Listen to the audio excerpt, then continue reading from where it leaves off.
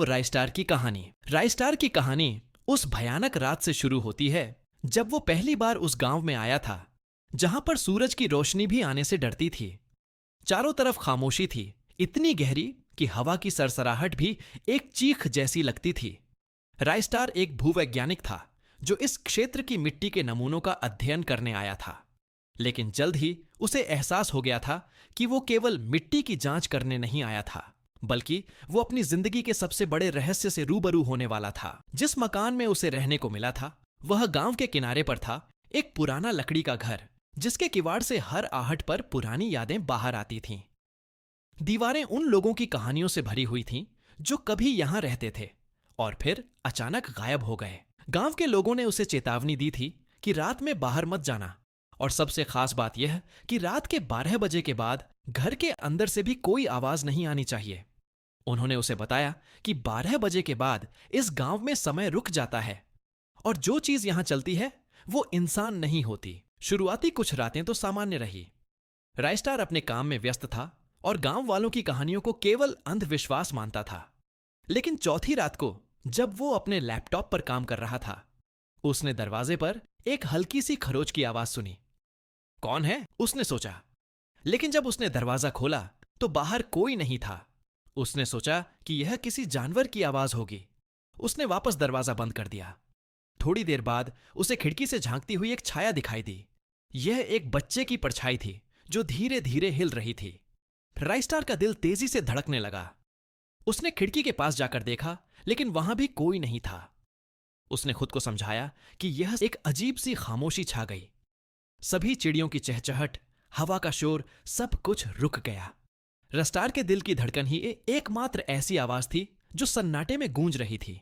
तभी उसने ऊपर छत पर किसी के चलने की आवाज सुनी। एक धीमी भारी घसीटती हुई चाल, जैसे कोई भारी चीज जमीन पर घसीट रहा हो। रस्टार ने अपनी टॉर्च उठाई और धीरे धीरे छत की तरफ जाने लगा। उसकी हिम्मत जवाब दे रही थी, लेकिन जिज्ञासा उसे रोक नहीं पा रही थी। जैसे ही वह ऊपर की सीढ़ियों पर पहुंचा, एक तेज ठंडी हवा का झोंका आया और उसके पीछे का दरवाजा जोर से बंद हो गया। रस्टार ने मुड़कर देखा, लेकिन वहां कुछ भी नहीं था। वह छत पर पहुंचा। वहां पर कोई नहीं था। रस्टार ने सोचा कि गांव वाले उसे डरा रहे हैं, लेकिन तभी उसकी नजर छत के एक कोने में पड़ी, जहां पर जमीन पर खून के धब्बे थे। खून अभी भी ताजा था। रस्टार के रोंगटे खड़े हो गए। यह किसी जानवर का खून नहीं था, क्योंकि उसके बगल में एक छोटी सी गुड़िया पड़ी थी जिस पर किसी ने चाकू से वार किया था। अगले दिन सुबह जब वो गांव में वापस आया तो उसने गांव के सबसे बूढ़े आदमी से बात की। बूढ़े आदमी की आंखें डरावनी लग रही थीं, जैसे वह किसी और ही दुनिया में रह रहा हो। उसने राइस्टार से कहा, यह गांव उन बच्चों की कब्र है जिनकी आत्माएं यहां घूमती हैं।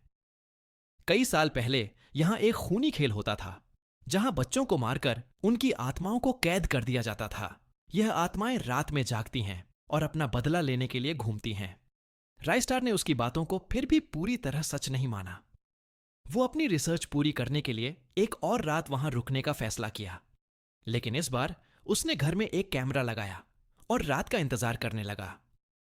रात के 12 बजते ही फिर वही सन्नाटा छा गया। रस्टार अपनी कुर्सी पर बैठा था और कैमरे में सब कुछ रिकॉर्ड कर रहा था। तभी उसके कमरे में एक हल्की सी फुसफुसाहट सुनाई दी। तुम यहां क्यों हो? आवाज किसी बच्चे की थी, लेकिन वह बहुत डरावनी थी। राइस्टार ने देखा कि आवाज खिड़की से आ रही थी, जहां पर वही छाया खड़ी थी जिसे उसने पहले देखा था, लेकिन इस बार वह छाया साफ दिख रही थी। यह एक छोटी बच्ची थी जिसकी आंखें काली थीं और चेहरा पूरी तरह से सूखा हुआ था।